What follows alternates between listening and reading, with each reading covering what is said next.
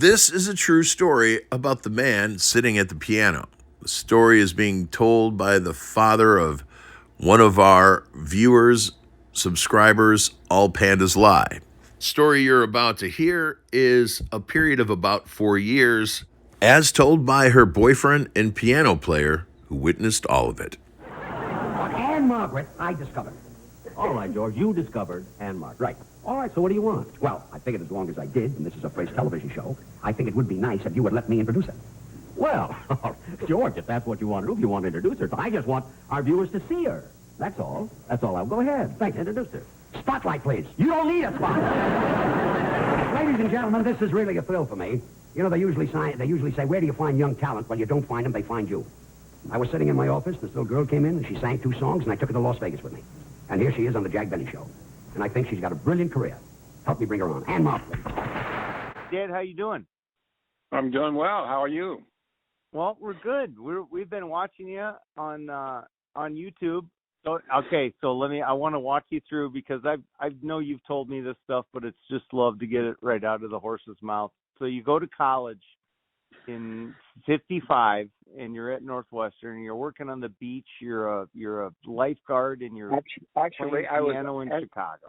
I started at Iowa State and went there for 2 years, 55 and 56. Okay. And then I transferred to Northwestern University in 57.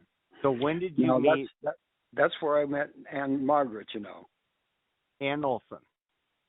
Yeah, Ann-Margret Olson was her name when she was at Northwestern.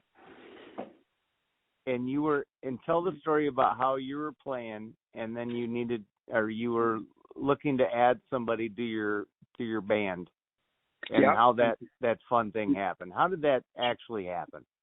Well, I met her. We both auditioned for the same show. There was an annual show at Northwestern called the WAMU Show, WAA-MU, which meant Women's Athletic Association and Men's Union. And so then we met at that show, and then she started singing with my band. I had a bass player and a drummer. They hired us for the Riverside Hotel in Reno, and then the Dunes in Las Vegas, and then she auditioned for George Burns, and he hired her for his show at the Sahara Hotel in Las Vegas, and I was hired as her conductor for that show. So I remember seeing, and it's still on YouTube. You can find the audition video of you and Ann-Margret doing your audition, or it maybe not the audition from the time you're talking about, but it was. What song was it, Dad? Bill Bailey. Bill Bailey, that's what it is. Do you remember doing that? Sure. I can still play it. I know you can play everything. But you haven't been beat yet on that. But how did that get set up, and when you woke up in the morning? Tell me how was the setup for the day for that audition? Was it anxious? Well, what we did was he wanted to hear her sing to see if she was going to be available to sing for his live show in Las Vegas. And that was that. I don't know if you remember the Ames brothers, but the Ames brothers were on that show, and a magician named Francis Brunn, and so I was the conductor for Ann-Margret when she would come on and sing Bill Bailey. So I got a question. So you guys wake up that morning. Where are you guys staying? What are you guys doing before you have to know that you've got to do this audition? What's that going like into that day? Well, we're both in Beverly Hills, and living in an apartment. We decided to save money and lived together in that apartment in Beverly Hills, and so we knew what we were going to do that day, and George Burns was there, and so I can't imagine, Dad, the night before where you know this is going to happen the next day, and you're in this small, tiny apartment in Beverly Hills, right? How much was the rent, Dad, for that apartment in Beverly Hills? Probably 150, 175, something like that. So 150 to 175 bucks. So you guys, so the night before, you're maybe sharing. You neither of you drink. You guys don't drink. No. So you just sit there. You sit there and maybe play bridge or play cards or something to pass the time, and try not to be anxious about the next day because you might be meeting George Burns. Well, we were definitely going to meet George Burns. So how do you sleep that night? How do you guys sleep that night, Dad? What do you guys do when you put your head on the bed? Well, the thing about George Burns was he was one of those people that made you feel right at home immediately when you met him, and so when we went over to see him with Ann-Margret, he was just as genuine and gracious, gracious and easy to get along with immediately. He didn't try to intimidate us in any way. So you felt no nervous at the time you met him, but before leading up, you had to be pretty nervous, weren't you? Well, we knew what we were going to do. Yeah, you're confident. You guys are pros. That's true. Well, I mean, we weren't actually pros yet, but we were getting there. That's wonderful. So when did you know, when you were playing with Ann-Margret at the beginning, when did you know that it was something special? Was it right away? Yeah, there was no question. She, whenever people would see her, they were immediately wowed by her. Absolutely, right away. Yeah, right away. Later in your life, did you ever meet Elvis and look at him and shake his hand and go, you know what? Yeah. I never met him. You didn't? You didn't get to rub it in his face ever? No, I never did.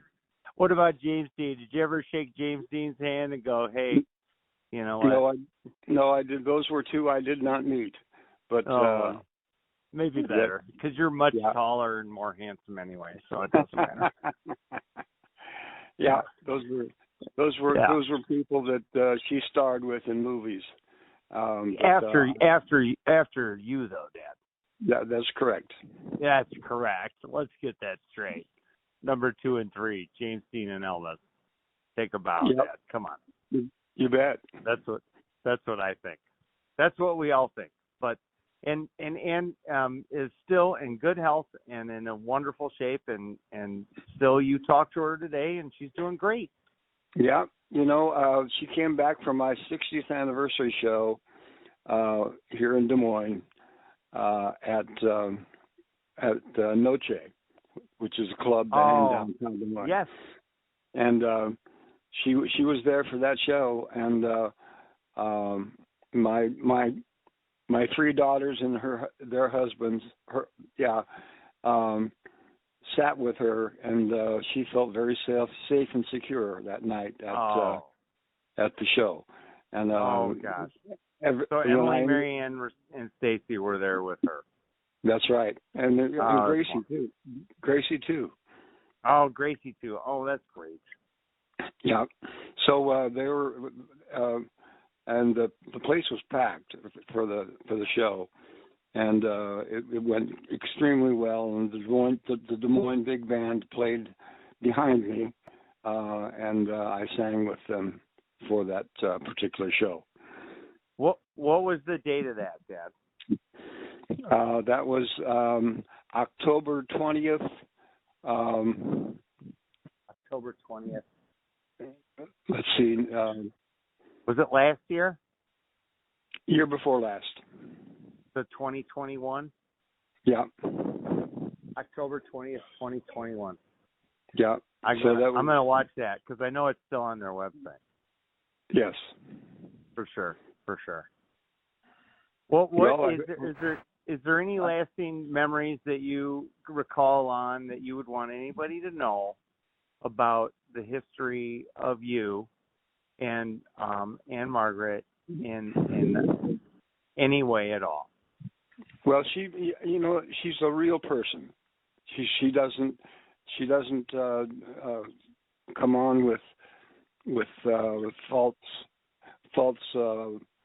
images or anything like that. When she came to town, she said, "This is for you." I'm happy that I was able to make this date, and so she was there that night for the show, and I introduced her, and people just applauded. I have a recording. I don't know. Did I get you a recording of that show? I think it's on YouTube. I'm gonna check it out. Keith told me about it. Okay. Well, if you don't have, I have a disc, a CD. If you don't have it, I'll have Keith will save one off to the side for me. Yes, for sure. And what songs did you do with George Burns? For George Burns. Bill Bailey. What else? Well, Mac the Knife. Mac the Knife and Bill Bailey. Yeah. It might as well be Spring. That's a different one. Well, that could have been one of the songs. Oh, that one too? Okay. Yeah, there's 3 of them there. And like I said, your fan club's big up here, and we love watching you every week. And you keep tickling the ivories, Brother Keith. That was awesome. Dad sounds great. Well, it's kind of cool because I was gone for most of it. Oh, that was great. Cooking. Dude, he sounded so alive and good. Hey, Uncle Ebony, I was just wondering, will I grow up to be a big, strong, forever guitar pick just like you? It doesn't matter how big you are, son. It matters what you're made of.